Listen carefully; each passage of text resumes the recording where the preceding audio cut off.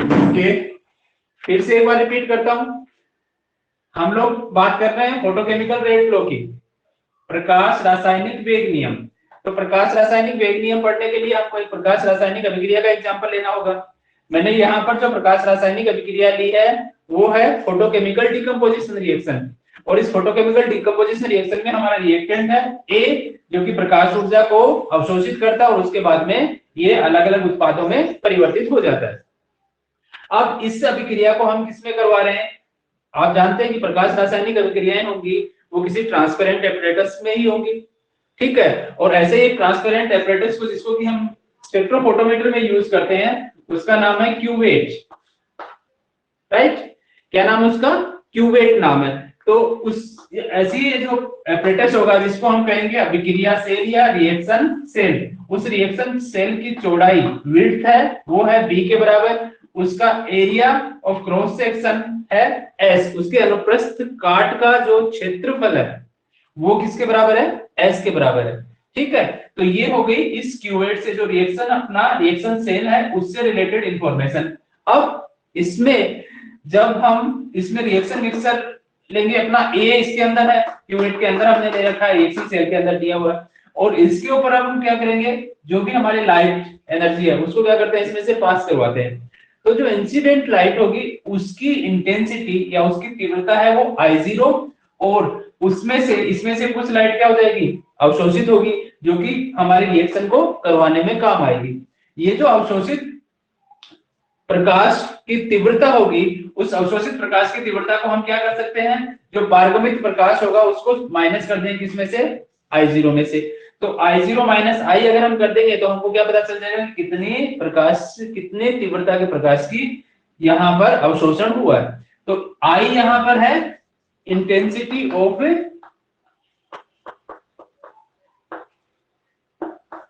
Transmitted light,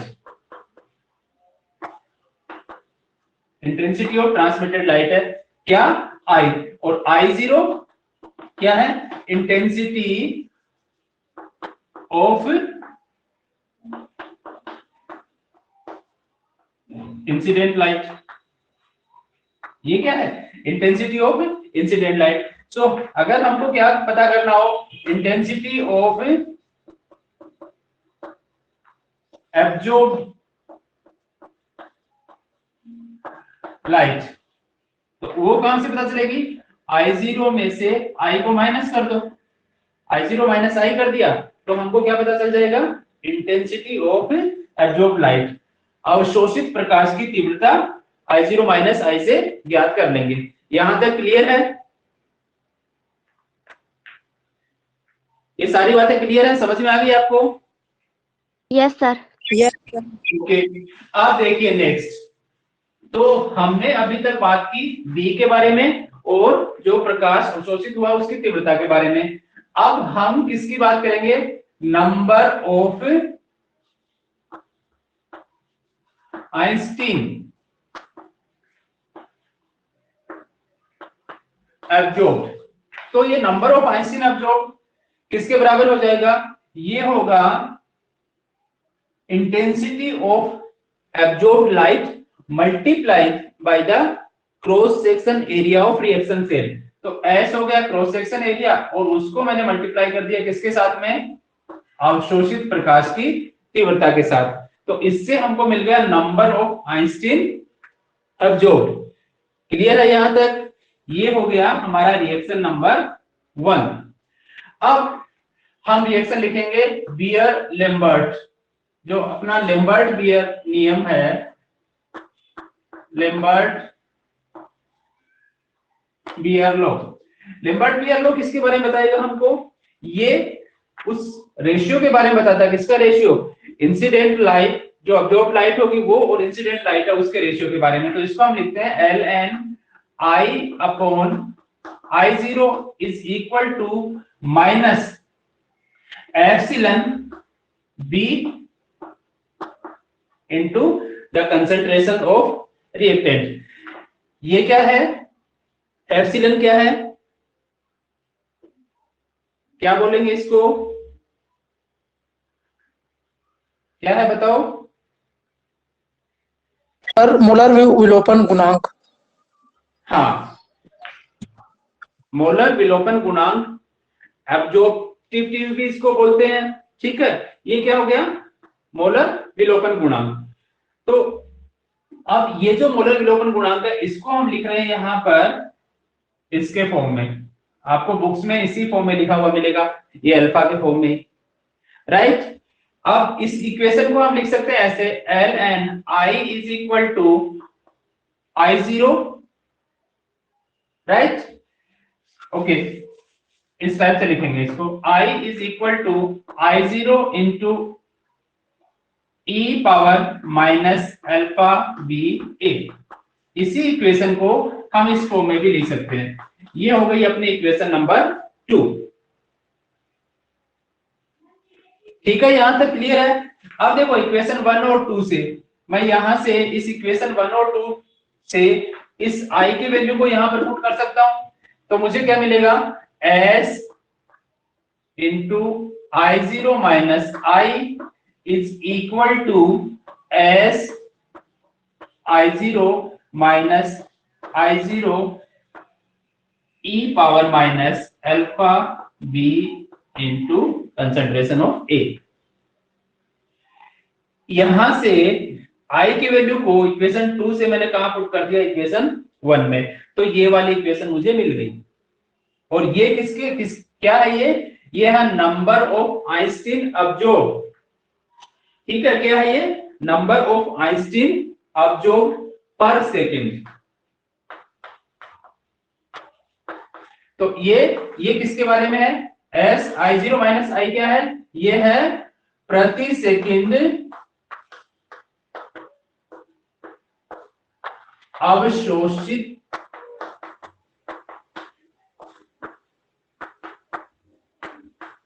Einstein की संख्या। ठीक है, एस आई जीरो माइनस आई क्या है, प्रति सेकंड अवशोषित आइंस्टीन की संख्या है। आप में से कौन बताना चाहेगा कि ये आइंस्टीन क्या होते हैं, आइंस्टीन क्या होंगे, बताओ।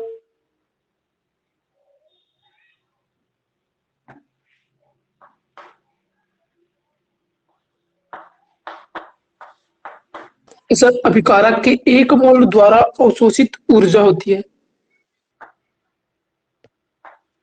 अवशोषित फोटोन की संख्या। ठीक है, एक मोल द्वारा अवशोषित जो फोटोन है वो कहलाएंगे क्या, 1 आइंस्टीन। ओके, अब इस इक्वेशन को, ये जो इक्वेशन नंबर 3 है, इस इक्वेशन को मैंने यहां पर ऐसे लिख दिया इस फॉर्म में। क्लियर है, आई जीरो को मैंने क्या क्या किया, ब्रैकेट से बाहर ले लिया, तो इस आई जीरो की जगह पर आ गया 1 और minus epsilon power, sorry exponential power minus alpha b into a. इस इक्वेशन को यहां इस फॉर्म में लिखा है, और ये इक्वेशन ऐसे लिखी जाएगी, s I zero into alpha b into a. इस इक्वेशन को हम ऐसे भी लिख सकते हैं। कैसे लिखेंगे, देखिए, e पावर माइनस एक्स है, उसकी वैल्यू होगी 1 minus x, where value of x is very small. ठीक है, x का मान बहुत कम है, और यहां पर e पावर माइनस एक्स को हम इस टाइप से लिख सकते हैं 1 माइनस एक्स के फॉर्म में। ये इसका सॉल्यूशन है। तो हमारी इक्वेशन में क्या होगा, इसको हम ऐसे लिख सकते हैं ना, देखो 1 माइनस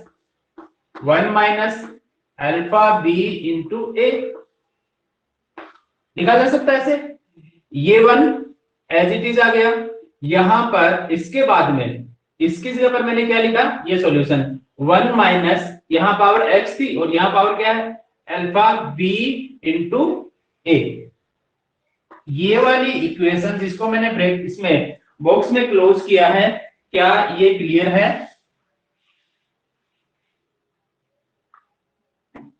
ये क्लियर है? Yes sir. सर एक बार और समझाओ। हाँ, देखो e पावर माइनस एक्स को का सॉल्यूशन है 1 माइनस एक्स, जहां पर x का मान क्या है, बहुत कम है। तो यहां मैंने क्या किया, ये e power minus alpha b into a, इसका मान हमको निकालना है, राइट। तो इस पूरे ब्रैकेट को सोल्व करेंगे ना, तो इस ब्रैकेट की का जो 1 है वो उसको एज इट इज मैंने लिख दिया, माइनस भी एज इट इज है। उसके बाद में e पावर माइनस एक्स किसके ऊपर क्या है, ये है, तो उसका सॉल्यूशन क्या 1 माइनस एक्स है, तो यहाँ पर क्या हो जाएगा 1 minus alpha b into a, तो वही मैंने लिखा 1 माइनस अल्फा बी इंटू ए। ठीक है, अब इस ब्रैकेट को अगर ओपन करेंगे हम, तो ये क्या होगा 1 माइनस 1 और माइनस माइनस मल्टीप्लाई होंगे तो plus alpha b into a. तो ये देखो ये दोनों कैंसिल हो गए प्लस माइनस के, राइट। यहां पर इसका सॉल्यूशन क्या आया अल्फा बी इंटू ए, तो देखो इसको ऐसे ही लिखा मैंने s इंटू आई जीरो, और इसका पूरे का सॉल्यूशन ये। अभी ठीक है? जी sir. Number of einstein absorbed per second is equal to s into I zero, यहां लिख देता हूं s into I zero alpha b into a. आ गया नंबर ऑफ आइंस्टीन। ठीक है, अब इसका हमको क्या करना है, इसको हम पुट करेंगे कहां पर, इसको हम पुट करेंगे क्वांटम यील्ड में। क्वांटम यील्ड क्या है, क्वांटम यील्ड क्या है, क्वांटम यील्ड का फॉर्मूला क्या है, नंबर ऑफ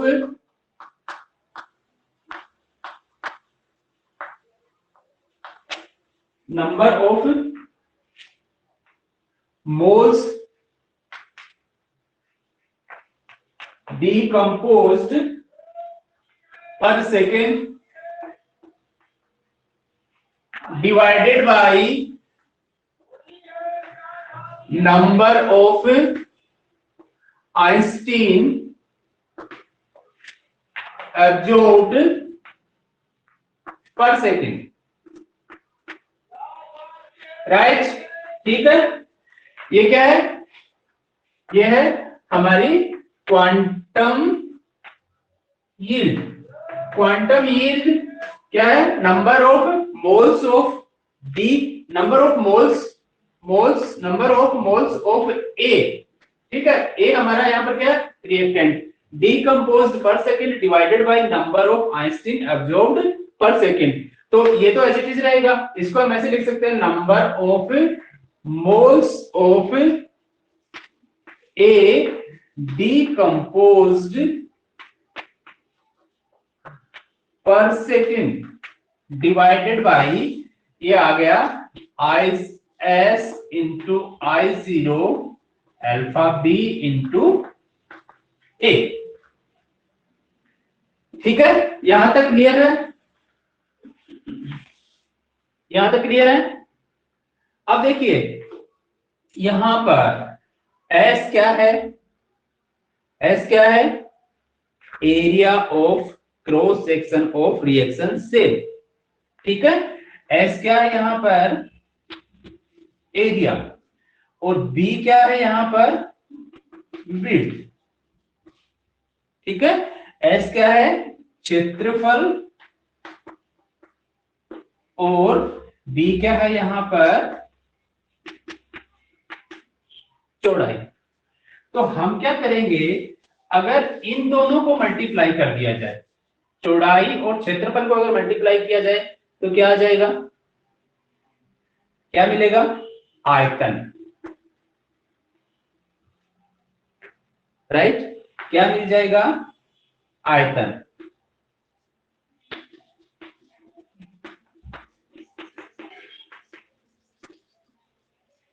ठीक है, ये तो यहां S और B मिलकर के क्या बना देंगे, आयतन बना देंगे।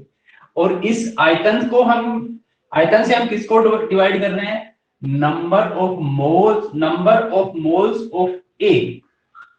तो ये क्या हो गया, number of mole per unit volume. Number of mole को हमने किससे डिवाइड किया? आयतन से डिवाइड किया। ठीक है, नंबर ऑफ मोल को किससे डिवाइड किया? हमने आयतन को डिवाइड किया। तो ये क्या मिल जाएगा हमको? Number of moles divided by volume. ठीक है, तो ये क्या हो गई अपनी कंसंट्रेशन। कंसंट्रेशन यही होती है ना, प्रति इकाई आयतन में मोल की संख्या। ठीक है, वो क्या हो गई हमारी सांद्रता, कंसंट्रेशन। तो यहां देखिए, ऊपर यहां पर है नंबर ऑफ मोल्स और नीचे क्या है? यहां पर नीचे क्या है? एरिया इनटू विड्थ, मतलब ये क्या हो गया? वॉल्यूम। तो ये मिलकर के क्या बना देंगे? Concentration of a. ठीक है, अब इनको यूज करके मैं इक्वेशन को ऐसे लिखूंगा,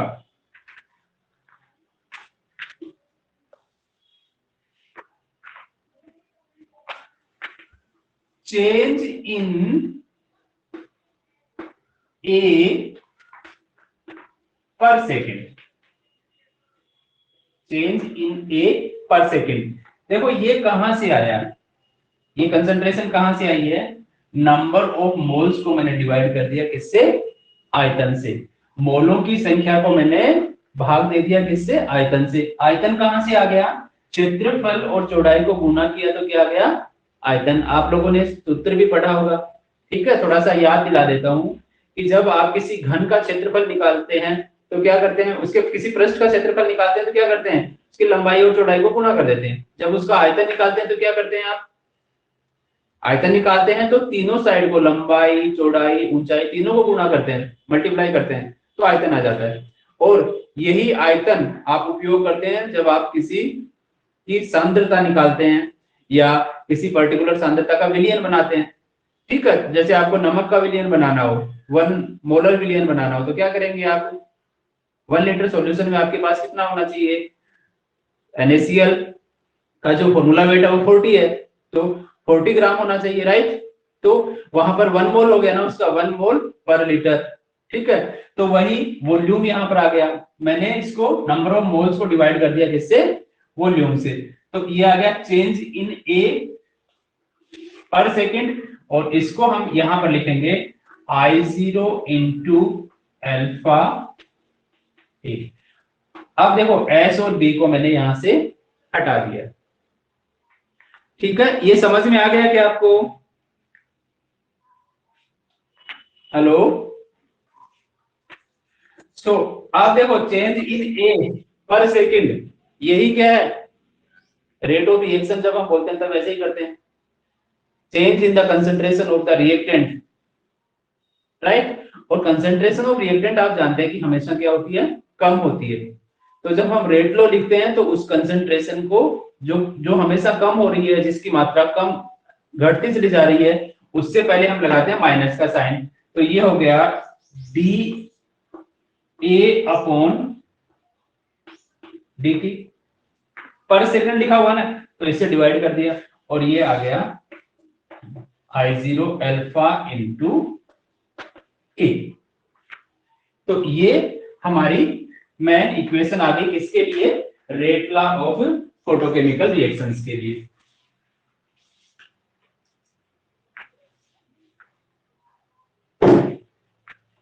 ठीक है, इसको यहां पर लिख देता हूं मैं, phi is equal to minus d a upon d t divide by I0 alpha into a. और इसको हम ऐसे लिख सकते हैं minus d a upon d t is equal to phi into I0 alpha into a. तो ये है rate law of photochemical reaction. अब आप इसमें देख पा रहे होंगे कि जो राइट हैंड साइड है इक्वेशन की, उस राइट हैंड साइड में कंसंट्रेशन की केवल एक टर्म है। ठीक है, बाकी कहीं कंसंट्रेशन नहीं है। तो और इसकी पावर कितनी है? 1। तो फोटोकेमिकल रिएक्शन क्या होगी? फर्स्ट ऑर्डर की रिएक्शन है। Photo chemical reactions are of first order. ये रेट लो समझ में आ गया आपको? Hello, Yes, sir.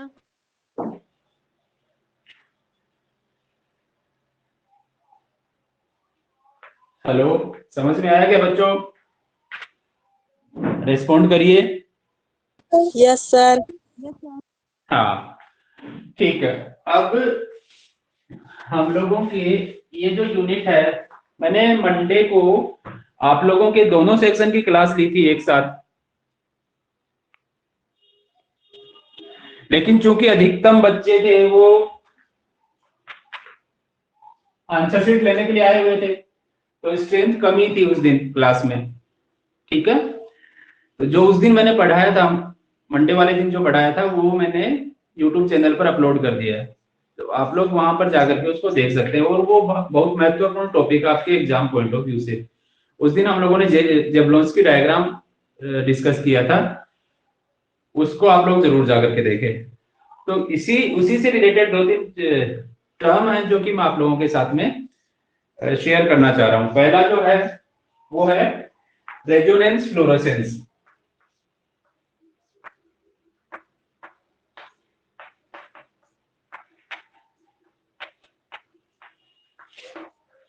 Resonance fluorescence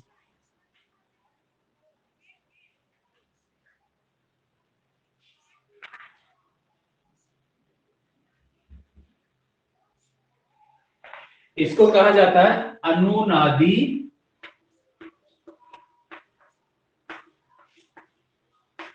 प्रतिदीप्ति।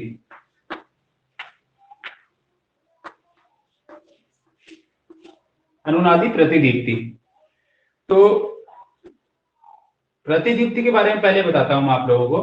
प्रतिदीप्ति क्या होगी, उसके बाद में अनुनादी प्रतिदीप्ति पे आएंगे।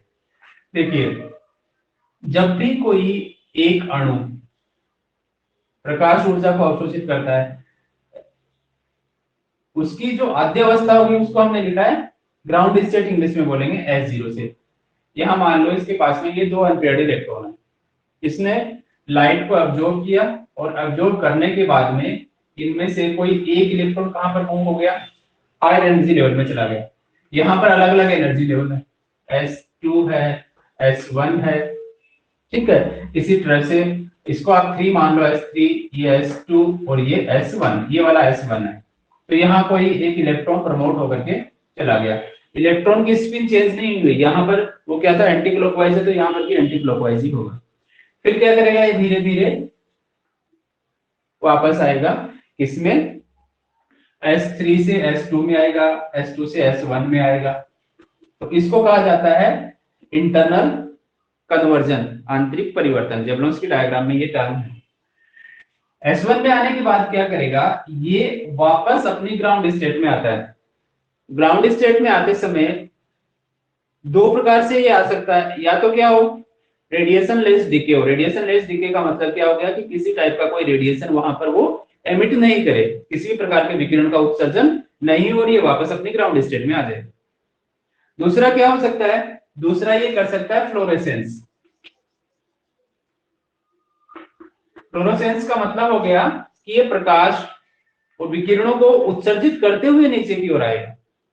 ठीक है, जिस ऊर्जा को उसने अवशोषित किया, उस ऊर्जा को ये क्या करेगा, उत्सर्जित करते हुए वापस आता है। तो पहले अवशोषण हुआ, उसके बाद में उत्सर्जन हुआ। तो इससे संबंधित एक नियम है स्टोक्स का, उसको लॉ बोलते हैं, स्टोक्स लॉ। स्टोक ने ये कहा कि जो अवशोषित प्रकाश की तरंगदैर्ध्य होगी, उसकी तुलना में उत्सर्जित प्रकाश की तरंगदैर्ध्य अधिक होती है। ठीक है, तो मैं इसको ऐसे लिख देता हूं, lambda of absorbed light will be lesser than the lambda of transmitted light. ये स्टोक का नियम है, स्टोक्स का नियम है। कि जो उत्सर्जित प्रकाश होगी उसकी तरंगदैर्ध्य अवशोषित प्रकाश की तरंगदैर्ध्य से अधिक होती है। मतलब ये जो एनर्जी निकलेगी उसकी ऊर्जा कम है और इसकी ऊर्जा ज्यादा है, स्टोक का नियम। लेकिन कई बार क्या होता है कि जो अवशोषित प्रकाश की तरंगदैर्ध्य है वो और उत्सर्जित प्रकाश की तरंगदैर्ध्य है वो दोनों क्या होती हैं, वो दोनों क्या होंगी, ये टी नहीं है, एमिटेड लाइट है तो इसको लिखेंगे ई, एमिटेड लाइट है, वो क्या होंगी, इक्वल होंगी। ये जो इंसिडेंस है या ये जो परिघटना है जहां पर कि अवशोषित प्रकाश और फ्लोरोसेंस के थ्रू उत्सर्जित होने वाले प्रकाश, उन दोनों की वेवलेंथ, उन दोनों की ऊर्जा समान होगी, उसको कहा जाता है रेजोनेंस फ्लोरेसेंस या अनुनादी प्रतिदीप्ति।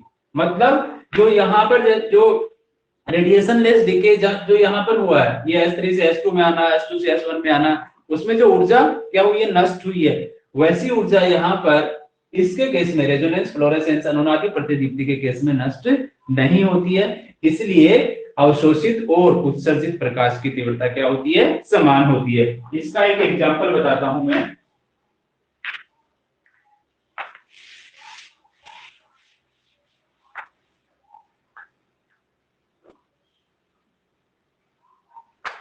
मरकरी, मरकरी को जब अल्ट्रावायलेट लाइट के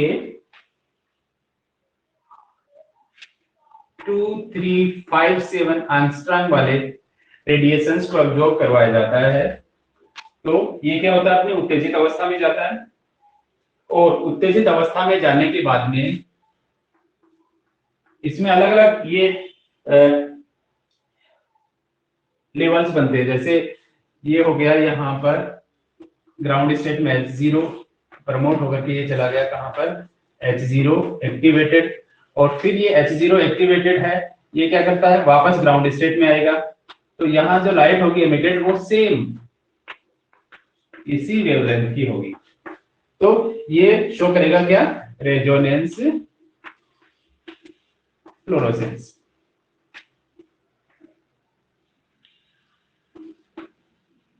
तो ये एक टर्म था जो कि उस दिन हम लोगों ने डिस्कस नहीं किया था, इसलिए मैंने आज आप लोगों के साथ में इसको डिस्कस किया।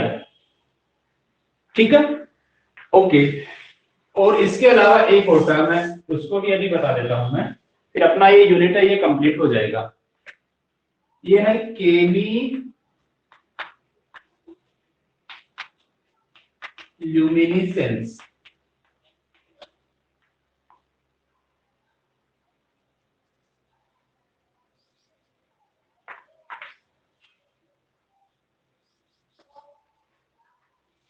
केमी ल्यूमिनेसेंस, इसको बोलते हैं रासायनिक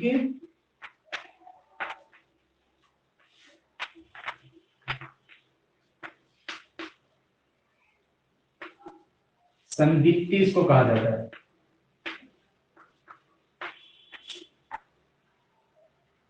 रासायनिक संदीप्ति,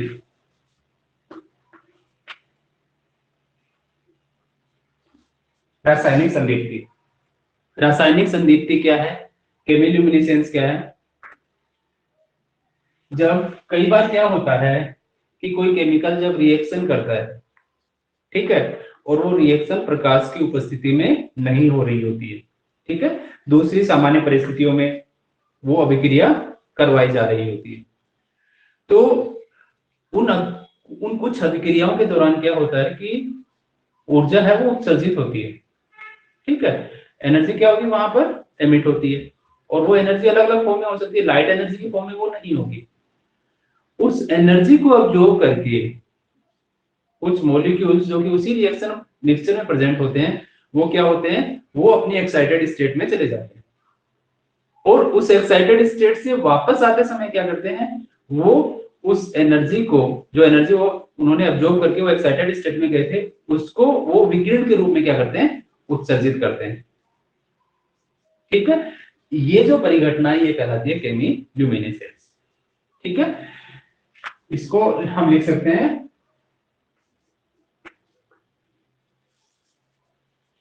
the emission of light during the chemical reaction taking place without the absorption of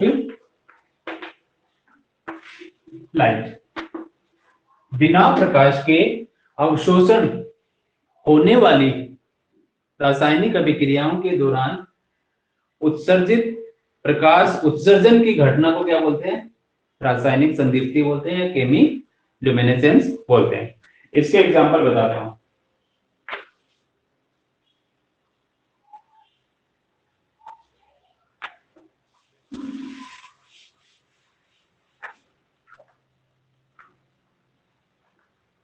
जब लिक्विड मरकरी पर हाइड्रोजन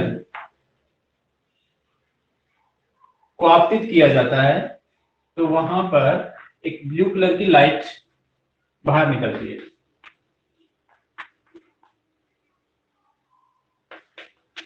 ठीक है, क्या होता है? जब मरकरी पर हाइड्रोजन को आपतित करते हैं तो क्या होगा? एक ब्लू कलर की लाइट वहां पर निकलती है। अब इस रिएक्शन के दौरान हमने कोई लाइट एनर्जी वहां पर नहीं दी है, ठीक है, और वो किसकी वजह से हो रही है? केमिकल रिएक्शन की वजह से हो रही है। एच का जो अणु है वो क्या होगा? उस दौरान ब्रेक डाउन होता है और ब्रेक डाउन होकर के ये बनाता है एच एटम्स। ठीक है, वो जो एच एटम्स होंगे, ठीक है, इसके ब्रेक डाउन के दौरान क्या होता है? बहुत सारी ऊर्जा निकलती है और उस ऊर्जा को अवशोषित करता है एच जी। ठीक है, ये मरकरी जो है ये क्या करेगा? उस ऊर्जा को अवशोषित करेगा और अवशोषित करने के बाद में कहां चला जाता है? अपने एक्साइटेड स्टेट में चला जाता है और एक्साइटेड स्टेट में जाने के बाद में मरकरी वापस अपनी ग्राउंड स्टेट में आता है।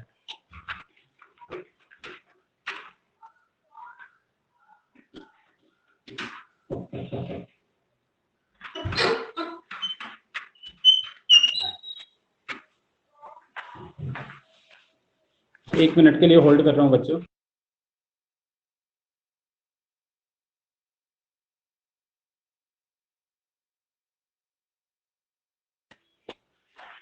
ठीक है, जब इस ऊर्जा को, कौन सी ऊर्जा को?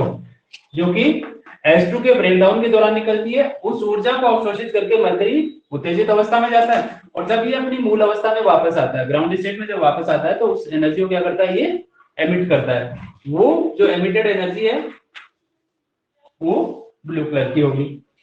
ठीक है, ये जो परिघटना ये कहलाती है केमिल्यूमिनेसेंस। तो ये दो चीजें हम लोगों ने आज की क्लास में, दो जो टर्म्स हैं, ठीक है, एक तो रेजोनेंस फ्लोरोसेंस और केमिल्यूमिनेसेंस, इनके बारे में आज क्लास में हम लोगों ने डिस्कस किया। अब कुछ एप्लीकेशंस है फोटोकेमिकल रिएक्शंस की, वो आप लोग अपने आप से उनको पढ़ लेंगे। अगर कुछ उसमें आपको दिक्कत आती है तो आप मेरे साथ उसको डिस्कस करेंगे। ये जो अपनी यूनिट है ये कंप्लीट हो गई, अपन कल से एक नई यूनिट शुरू करेंगे। ओके, थैंक यू बच्चों, आज की क्लास यही तक। किसी का कोई क्वेश्चन हो तो वो पूछ सकता है।